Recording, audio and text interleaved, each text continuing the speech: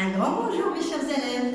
Notre leçon d'aujourd'hui est une leçon de vocabulaire, le sens propre et le sens figuré. Alors, comme vous voyez ici, on va voir le sens d'un mot. Et comme on a déjà fait au début de l'année, on a déjà parlé de le sens d'un mot. Et on a dit qu'un mot peut avoir plusieurs sens. On prend un exemple d'un petit mot pour avoir le sens de son mot. Alors, regardez bien avec moi. Si je prends le mot glace, je prends le mot glace. Ce mot glace, par exemple, il peut avoir plusieurs sens.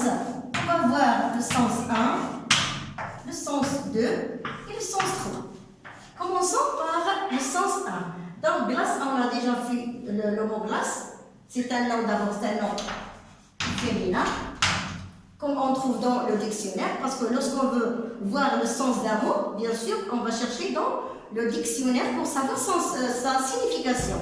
Donc ici, le mot glace, le sens 1, je peux dire, par exemple, je mange de la glace. Alors, qu'est-ce qu'on veut dire par je mange de la glace? La glace ici, ça veut dire c'est de la crème. Et vous aimez tous la glace. Donc, glace ici, c'est de la crème qui est congelée. Et il y a plusieurs arômes dans cette glace ou bien de cette crème. Il y a du fruit, du lait, etc. Le sens du mot glace, je peux dire par exemple, je me regarde dans la glace. Par exemple, si je veux me coiffer, je me regarde dans la glace. Ça veut dire quoi? Glace ici, ça veut dire que c'est le miroir. C'est le miroir. Vous savez tous, le miroir. Et le dernier sens, par exemple, le sens 3 du mot glace, c'est de l'eau qui est congelée. Donc, c'est de l'eau. L'eau congelée par quoi? Par le froid. Ça devient des glaces, les mots. Donc, l'eau l'eau. Donc, ici, l'eau congelée, ça veut dire l'eau qui est glacée par le froid, congelée par le froid. Donc, quand vous voyez le mot glace, on a 3 sens. Et chaque sens, je le comprends comment? Je le comprends d'après la signification de la phrase.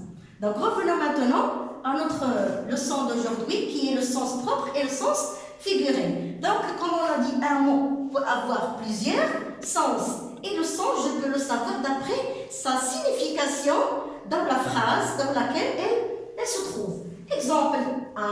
La maman a coupé les légumes. Deuxième, ce film m'a coupé le souffle. Donc, si je prends la première phrase, la maman a coupé le légume. Donc, ici, le mot qui se répète, c'est couper. Couper dans la première, dans la deuxième. Pour la première phrase, couper les légumes, ça veut dire je prends les légumes et je les mets en morceaux. Donc ça veut dire couper ici, ça veut dire c'est le mettre en morceaux. Donc ici, on va dire que c'est le sens réel de la phrase. C'est le sens réel de la phrase, ou bien on peut dire le sens réel, ou bien le sens propre de la phrase.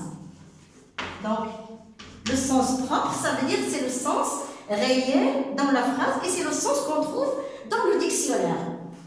La deuxième, pour à couper, est-ce qu'on va prendre le souffle et on va le couper? Bien sûr, on ne va pas couper le souffle.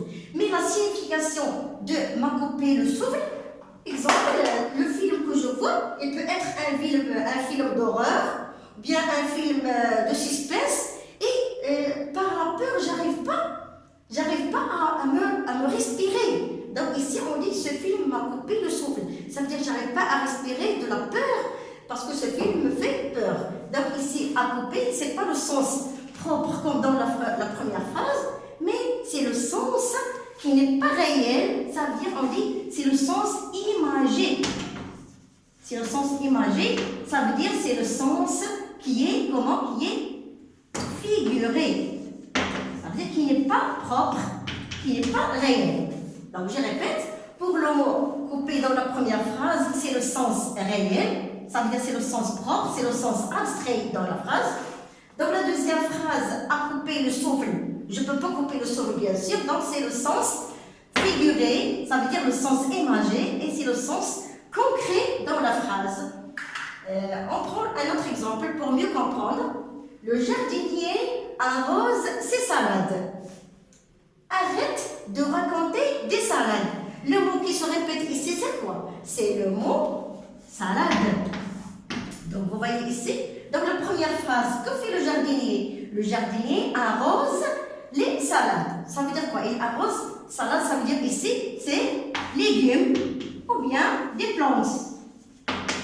Les salades ici, ça veut dire les légumes, il y a les plantes, on va l'arroser, ça veut dire mettre de l'eau.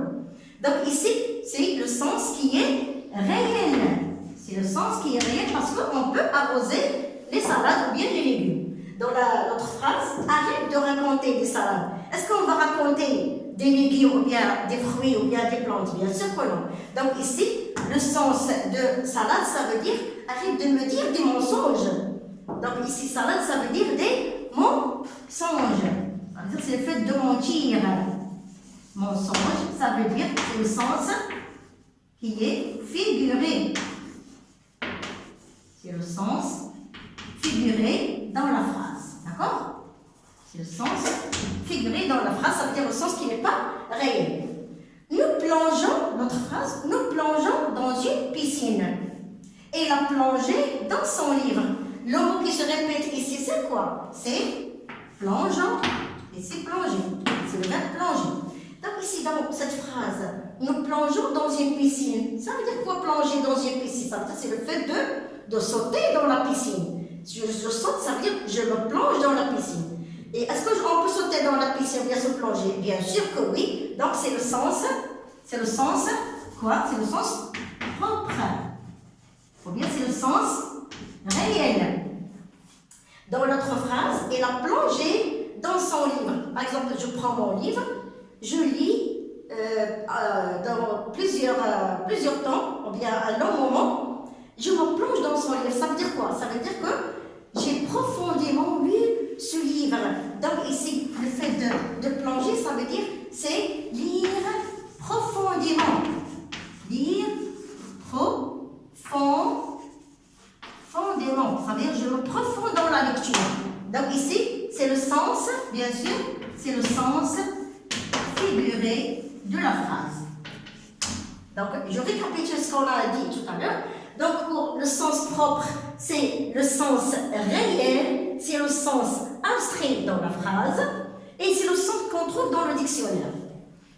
Alors, pour le sens figuré, c'est le sens quoi? C'est le sens figuré, ou bien c'est le sens imagé, et on ne peut pas trouver dans le dictionnaire, mais on le comprend d'après le contexte de la phrase. Ça veut dire d'après les mots qui entourent la phrase. Pour mieux comprendre, on va voir un exercice pour savoir est-ce que vous avez compris le sens propre et le sens figuré ou bien non. Donc, passons à l'exercice. Indique pour chaque phrase si elle est au sens propre ou au sens figuré. Donc, comme on a dit tout à l'heure, le sens propre, c'est le sens réel. Sens figuré, c'est le sens imagé. Donc, on va lire la première phrase. Il a perdu son stylo. Il a perdu la tête. Donc, vous voyez, est-ce qu'on peut perdre le stylo? Oui, bien sûr. Je perds le stylo, ça veut dire que je n'arrive pas à le trouver. Donc, c'est bien sûr, c'est le sens réel et c'est le sens propre. Au lieu d'écrire sens propre, on va écrire SP. Ça veut dire sens propre. L'autre phrase, il a perdu la tête. Est-ce qu'on va avoir la tête qui va être perdue? Bien sûr que non. Mais le sens de perdu la tête ici, perdre la tête, ça veut dire c'est le fait d'oublier. J'oublie ce que je dis. Donc, il a perdu la tête, c'est le sens qui n'est pas réel, ça veut dire c'est le sens figuré. J'ai mal au cœur. Donc, bien sûr, on peut avoir mal à notre cœur. Ça veut dire lorsqu'on a un problème de notre cœur, ça veut dire on dit un problème cardiaque. Donc, on peut avoir mal au cœur. Donc, c'est le sens propre et le sens réel, parce qu'on peut avoir mal.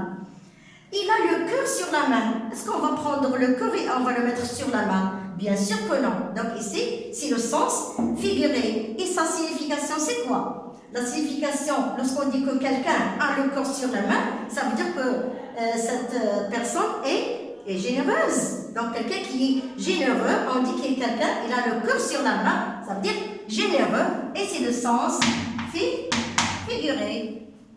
L'autre phrase, nous tombons sur un ami. Et on a nous tombons par terre. Donc nous tombons sur un ami. Est-ce qu'on va avoir un ami, on va tomber sur lui? Bien sûr que non. Mais ici la signification, tomber sur un ami, ça veut dire le fait de le rencontrer. J'ai rencontré un ami, ça veut dire je suis tombé sur un ami. Donc ici, tomber sur un ami, c'est le sens figuré. Nous tombons par terre, ça veut dire c'est le fait de chuter par terre. Et bien sûr, c'est le sens réel, bien, c'est le sens propre. Donc, vous voyez l'exercice, ici il faut nous savoir la signification du mot dans la phrase. Est-ce qu'il est réel ou bien est-ce qu'il est imagé? D'accord? Donc, c'est tout pour aujourd'hui. J'espère que vous avez bien compris. Allez, au revoir. À la prochaine.